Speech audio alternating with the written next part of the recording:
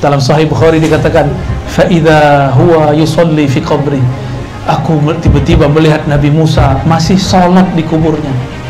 Sholatnya Nabi Musa beda cara dengan Nabi Muhammad SAW. Cara sujudnya belum sempurna. Yang sempurna itu sujudnya Nabi Muhammad SAW. Nah, ada ilmunya nanti cara sujudnya, syariat orang terdahulu ada. Ya. Apa maknanya? Para nabi, para wali di dalam kuburnya mereka masih melakukan proses ma'rifatullah. Itu sholat bukan sholat cari pahala. Orang udah mati masih cari pahala nggak? Orang udah mati masih dapat pahala nggak? Itu sholat apa itu? Itu namanya sholat ma'rifat, bukan sholat ibadat. Kalau kita di sholat kita ibadat, cari pahala, bener. Tapi kalau di dalam kubur nggak ada lagi. Maka sholat ini sholat menambah ma'rifatullah. Jadi Nabi Musa selama dalam kuburnya menunggu kemunculan Nabi Muhammad SAW, sekedar ingin kemudian sholat di belakang Nabi menyempurnakan ma'rifatnya.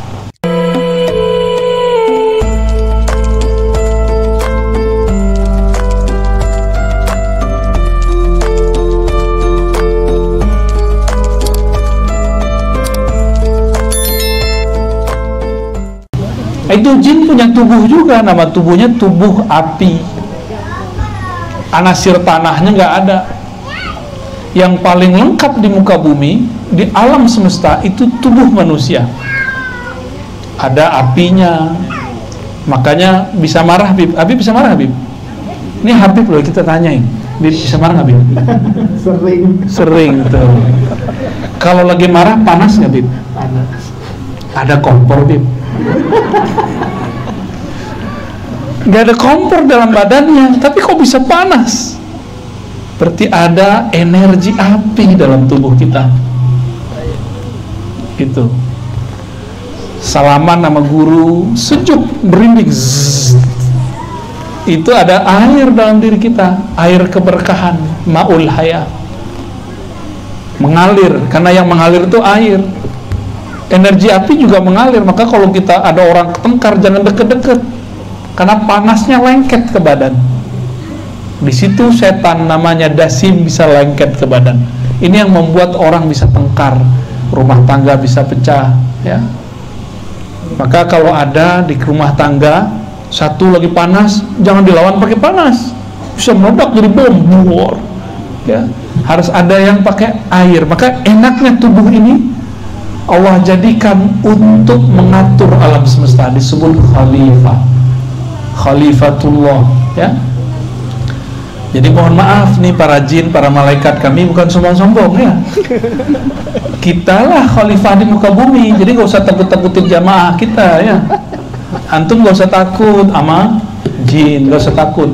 Kalau takut tuh sama preman gitu, baru takut kita, sama orang jahat. Ini yang lucu, jamaah takutnya udah mati. Orang udah mati kok takut, waras gak? Yang takut tuh sama orang hidup, digerayangin ntar. Coba tidur dekat kuburan, gak bakal digerayangin. Tidur dekat kita, wah gawat.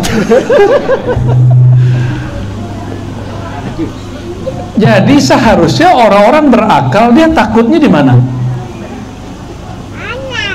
Takutnya sama orang hidup, bukan orang mati. Tapi itulah ujian jadi khalifah di muka bumi. Maka syaitan itu biasa nyerupain dengan muka yang paling menakutkan, ya. Jin iseng. Kata jin, lo sotoy razi katanya. Ya taulah dikit-dikit ya, bocoran langit. Baik, jadi diri kita ini, tubuh kita ini, tubuh yang sangat sempurna. Seharusnya kita ini gak usah takut. Nah, Nabi Muhammad dibawa itu karena di dalam diri ini ada karakter-karakter rendah. Nah, itu dibersihkan semua dari Nabi Muhammad SAW. Waktu beliau masih kecil, umur 7 tahun, itu dadanya diambil, ada 2 darah hitam, dibersihkan. Hitam yang pertama itu sifat kehewanan, hewan ternak. Sifat hitam yang kedua itu buas, dan syaitaniyah ada di situ, dibersihkan dari qalbu Nabi Muhammad SAW. Maka Nabi itu nggak pernah lagi bersyahwat seperti kita bersyahwat. Nabi kalau berkeinginan, keinginannya geraknya dari rohaninya. Kalau kita masih karena mata, ini jalalatan, ya. Benar nggak? Bener ya? Antum bisa nggak Habib cinta sama orang yang belum dilihat? Sulit bayangin ya? Nah, itulah. Itu bukan hanya cerita di kitab-kitab itu. Ada, saya baru ketemu ada orangnya dijodohin, belum pernah lihat. Dijodohin sama seseorang, sama kiainya, belum pernah lihat sama sekali. Tahu-tahu cuanteknya. Cantik versi dia, bukan versi aneh. Nabi Muhammad SAW itu dibersihkan waktu kecilnya. Ketika beliau dewasa, beliau ini umur 40 berdakwah terang-terangan. Nah, ini terjadi 3 tahun sebelum pindah ke Madinah. 10 tahun di Mekah. Atau di riwayat di kitab ini ada yang nyebutin 13 ya? Ada 13, ada 10 tahun. Kita ambil 13 tahun. Berarti setelah 10 tahun beliau di Mekah berdakwah, umurnya sekitar 50 tahun. Kalau versi yang riwayat 10 tahun, umurnya 47 atau 48 tahun. Kolbunya dibersihkan kembali. Tapi nggak dibersih-bersihkan amat, karena sudah bersih. Justru dimasukkan, disebutkan dan riwayat itu, wa utitu bitastin, aku diberikan dengan satu wadah bejana yang tercipta dari min zahabin, dari emas. Di dalamnya ada air hikmah, air iman, dimasukkan ke dalam. Berarti bedah ini bukan bedah fisik, karena yang dimasukkan ke dalam kolbu Nabi bukan air fisik, itu air hikmah dan iman. Berarti itu bukan air fisik. Ya, ini Bapak Ibu, nih saya ajarkan cara takbir mimpi sedikit. Ya, mau? Tapi nggak bakal dapat ijazah. Ilmunya mahal itu. Kalau kita mimpi minum air, itu ada makna baik. Berarti ada sesuatu hidup, kehidupan sir masuk ke dalam diri. Kalau mimpi minum air putih begini, nah ini biasa. Insya Allah panjang umur. Tapi kalau mimpinya minum warnanya putih, itu apa? Susu. Berarti kita dapat pengetahuan. Mimpi minum tua, ada juga. Mimpi doang, itu tanda bahwa di dalam diri kita ini ada kecenderungan kepada yang haram. Bakal suka makan yang haram. Nah, nanti sampai ke situ ntar cerita kita ya. Ada yang mimpi makan tanah nggak? Ntar lagi mati tuh.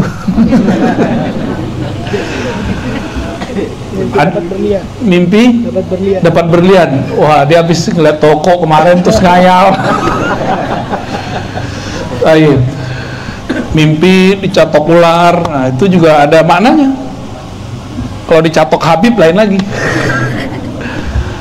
Nabi Muhammad SAW kemudian dibersihkan. Itu fisik, secara fisik dibersihkan.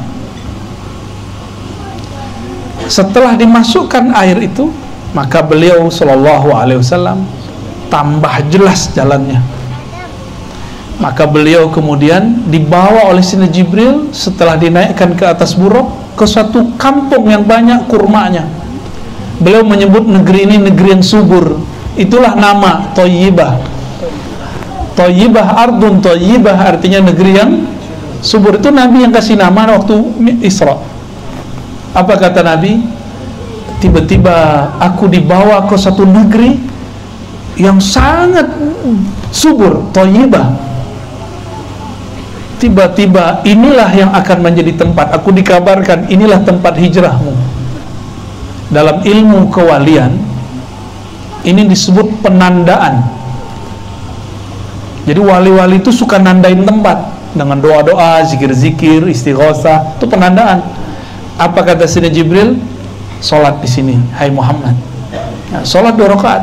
Maka penandaan yang kuat itu pakai sholat 2 rakaat, menandakan bahwa ini wilayah akan ditempuh oleh baginda Nabi Muhammad sallallahu alaihi wasallam. Benar, cuma 3 tahun setelah Nabi sholat di situ, beliau hijrah ke negeri itu. Nah, makanya ini saran untuk para kiai, kalau dapat isyarat diberi tanah oleh siapa, sholat di situ 2 rakaat, habis itu pergi. Kalau jodoh kita dimudahkan Allah, kalau enggak pasti ada aja masalahnya. Ya, ini mengambil dari ilmu Rasulullah sallallahu alaihi wasallam. Sama mau kerja, sholat 2 rakaat, minta ya Allah kalau benar mudahkan. Lalu Nabi Muhammad SAW dibawa ke tempat Nabi Musa. Di situ Nabi Musa sedang sholat di dalam kuburnya. Dalam Sahih Bukhari dikatakan, "Fa'idha huwa yusolli fi qabri." Aku tiba-tiba melihat Nabi Musa masih sholat di kuburnya. Sholatnya Nabi Musa beda cara dengan Nabi Muhammad SAW. Cara sujudnya belum sempurna. Yang sempurna itu sujudnya Nabi Muhammad SAW. Nah, ada ilmunya nanti cara sujudnya, syariat orang terdahulu ada. Ya. Apa maknanya? Para nabi, para wali di dalam kuburnya, mereka masih melakukan proses ma'rifatullah. Itu sholat bukan sholat cari pahala. Orang udah mati masih cari pahala nggak? Orang udah mati masih dapat pahala nggak? Itu sholat apa itu? Itu namanya sholat ma'rifat, bukan sholat ibadat.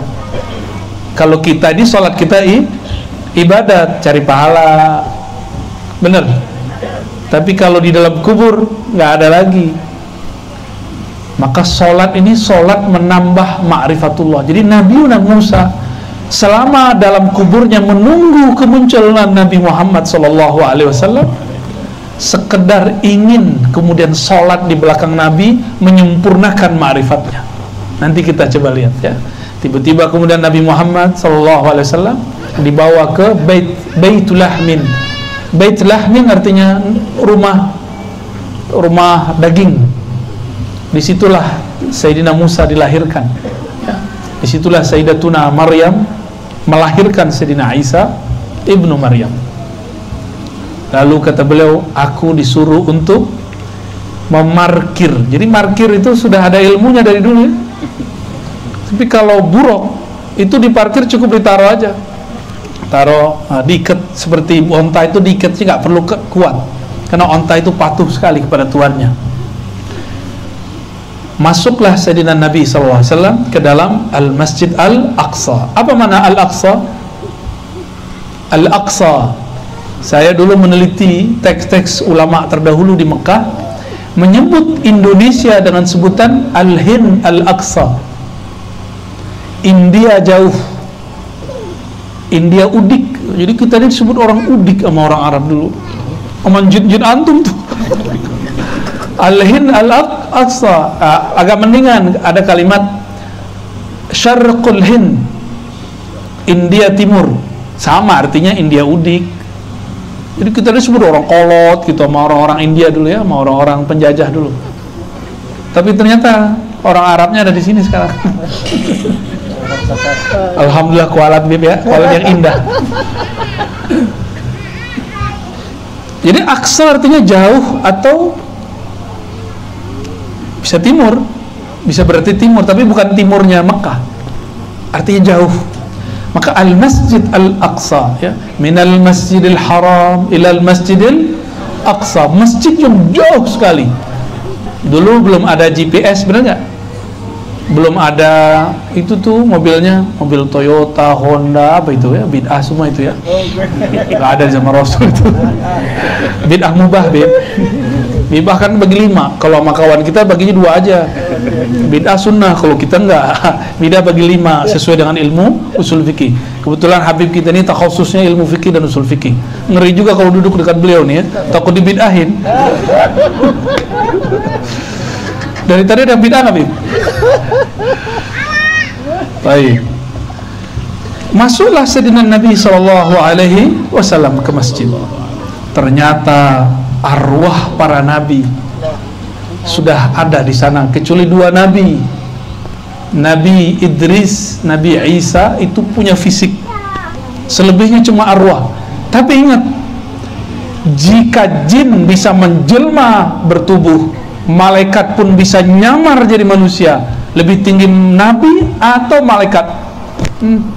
Atau jin? Jin bisa nyerupain jadi genderuwo, jin bisa nyerupain jadi kuntil anak, Pontianak kata orang Kalbar, kita dari sono juga. Jin bisa nyerupain jadi pocong, ya kan? Kan jinnya orang sini beda sama jinnya orang Cina. Jin orang Cina gimana? Rapi ya. Jadi orang Barat gantung-gantung pakai jas. Itu jasnya kita copotin aja, Bib, ya. Eman, masa orang mati pakai jin, pakai apa? Pakai jas. Diaduin. Ini termasuk ini enggak pelecehan ya? Penistaan agama. Jika jin bisa menyerupai manusia, bisa bertubuh, jadi dia pinjam, nggak tahu tuh pakai energi apa dia bisa berubah. Malaikat bisa yatamatsal rajulan sawiya, bisa menyerupai laki-laki yang sempurna, rajulan sawiya, sawiya kamilan. Masa Nabi gak bisa? Bisa Nabi, karena Nabi di atas para wali di atas para malaikat. Maka jangan heran nabi-nabi itu bisa datang secara fisik. Nabi Muhammad bertemu ruh atau fisik? Dua-duanya sebenarnya, tapi tidak disebutkan di teks itu, cuma disebutkan Anbiya wal Mursalun ya. Itu ketemu zahir dan fisiknya. Waktu naik ke langit itu kan ya ruhnya, ya jasadnya. Nah, kalau pakai fisik nggak muat waktu itu. Waktu di Al-Masjidil Aqsa ini dimensinya sudah beda, alamnya sudah beda, udah alam arwah-arwah suci ya. Jadi kalau ada sekarang orang ngaku ngelihat jin indigo, kok percaya? Sama orang ketemu Nabi kok nggak percaya ya? Maka Nabi ngomong, man ra'ani fil manam fasayarani yaqza, yang mimpi ketemu aku akan melihatku dalam keadaan jaga. Ketemu fisik, cuma orang nggak lihat. Orang nggak nyangka kalau itu Rasulullah SAW. Apalagi Sayyidina Khidir alaihissalam ya. Kadang-kadang dia mampir, Bib, ya, ngeliatin kita ya. Nabi Musa aja diajar Nabi Khidir, siapa kita ya? Kita lebih pantas diajar oleh beliau ya. Salatu salamu alaika ya Sayyidina beliau. Maka Nabi, beliau mengatakan faqaddamani Jibril, lalu Jibril menyuruhku ke depan, a'ummuhum, untuk mengimami mereka sholat. Tuh, coba lihat, kalau kita belajar fikih gimana, Bib? Orang yang jadi imam itu yang paling banyak hafalan, terus paling afqah, paling paham. Kalau udah sama paham, paling tua fisiknya. Nah, ini terjawab semua nih. Nabi Muhammad secara fisik baru lahir, umurnya 48 atau 47 tahun atau 50 tahun kalau versi satu riwayat ini. Mengimami Nabi Adam yang umurnya di atas 1000 tahun. Kan beliau di surga udah berhari-hari. Satu hari di surga 1000 tahun di muka bumi. Jadi Nabi Adam itu umurnya udah ribuan tahun. Tapi ketika di bumi, ya cuma seharinya sorga lah kira-kira umurnya. Kalau Nabi Nuh umurnya kurang 50 tahun sedikit, jadi kira-kira kurang 5 menit lah di sorga. Kurang dikit. Itu Nabi Nuh. Lama nggak hidup di surga? Lama. Nabi Muhammad SAW memimpin sholat mereka karena beliaulah yang lebih tua. Dalam hadis Imam Abu Nuaim Tabrani ya, hadisnya Hasan, disebutkan ya, aku awwalu nabiyyin, awal nabi yang dicipta, khuliq, tapi akhiruhum ba'sa, yang terakhir diutus. Ana awal, aku yang pertama, bukan Nabi Adam. Diutus Nabi Adam yang pertama. Jadi kalau orang bertanya, siapakah Nabi yang pertama? Jawabannya Nabi Muhammad. Tapi ke siapakah Nabi yang pertama diutus? Baru Nabi Adam. Ini harus dibenerin nih cara nulis. Apa di sekolah-sekolah kurang tepat cara nulisnya. Anak-anak kita harus, enaknya memang masuk pesantren sih ya. Cuma kan nggak semua orang cocok masuk pesantren. Jelas. Jadi awwalu nabiyyin bu'itsa, nabi pertama yang bu'its, yang diutus betul Nabi Adam di langit, di surga. Kalau di bumi yang pertama diutus Nabi Nuh, beda lagi. Nah, ajaran sesat gak Bib? Tolong tegur Bib ya. Beliau pertama Nabi, berarti pertama di alam mana? Ternyata kejelasannya ada di riwayat Tirmizi, pengarang kitab ini. Ya ada di sini, ada di hadis ini. Apa kata beliau? Ketika sahabat nanya, ya qalu, kata Abu Hurairah, mata wajabat lakan nubuwah? Kapan ditetapkan engkau sebagai seorang nabi? Jawaban beliau apa? Adam baina ma'in wa tin. Adam belum ada, aku udah jadi nabi. Begitu ngomong nggak sombong loh. Itu ngomong tentang hakikat diri, itu boleh. Sesekali ini Pak Haji Rahman ini boleh ngomong, saya ini dewan. Nah, boleh sesekali, tapi jangan tiap hari. Kita juga bengah dengarnya. Sesekali dipakai itu. Nah, Nabi Muhammad sesekali pakai, tapi beliau lebih sering ngomong ana basyarum mithlukum. Saya manusia biasa, saya bisa lupa kayak kalian. Nah, itu Nabi lagi acting namanya. Nabi itu masa bisa lupa, ya kan? Nggak ada Nabi lupa. Itu lupa dilupakan, sebuah Isra diisrakan. Nabi lapar, mungkin nggak percaya nggak Nabi lapar? Nggak percaya nih. Beliau ngomong innama, jadi ketika semua sahabat makan, dikasih makan sama Nabi nggak makan. Satu kali 3 hari mereka nggak makan, Nabi kuat. Sahabat-sahabat dan jerit, wah Rasulullah kami belum makan. Itu pemimpinnya Abu Hurairah tuh. Makanya ada orang salah paham tentang Abu Hurairah, dikira Abu Hurairah ini monster perut. Itu mereka sul adab sama Abu Hurairah. Abu Hurairah itu orang yang disayang Rasulullah Sallallahu Alaihi Wasallam. Santri beliau yang paling rajin lah. Ketika semua orang bekerja, kawin, dia nggak kawin-kawin, dia meninggal Rasulullah baru dia nikah, baru dia kerja. Abu Hurairah bukan orang yang perutnya besar seperti yang ceritakan pembenci sahabat Rasulullah. Sayyidina Abu Hurairah datang, Rasulullah perut kami belum makan 3 hari. Nabi acting juga, ditaruh batu 2 atau 3, itu hadisnya sahih itu. Tapi di hadis yang lain di mana kita tahu kalau Nabi ini lagi acting? Bukan Nabi ini suka memalsukan diri, enggak. Begitulah Allah nyuruh, dah Muhammad sekarang kamu seperti orang lapar beliau. Sekarang kamu seperti orang nggak perlu makan, kata Nabi. Innama saqani rabbi wa at'amani. Yang ngasih makan minum aku langsung Allah. Udah kalian makan semua, makan minum semua, aku nggak perlu. Jadi Nabi itu yang penting umatnya makan, beliau nggak makan nggak apa-apa. Itu Rasulullah Shallallahu Alaihi. Karena bintik hitam tadi sudah dibersihkan dari kalbu beliau. Kalau kami ini yang para dai, para ustadz, muallim, para guru ini, bintiknya bukan 200, 2000. Jadi mohon maklum jika sesekali sisi kemanusiaan kami muncul, ya, sisi manusiawi. Ini bukan orang suci, ya. Biar saya aja yang ngomong, Bib. Bukan orang suci, orang biasa ini semua. Depan aja yang alim-alim mukanya soleh-soleh kayak nggak nafsu gitu kan. Serius, yang di bawah lebih nafsu lagi. Kita aja ngaji punya nafsu, ya, apalagi yang di bawah.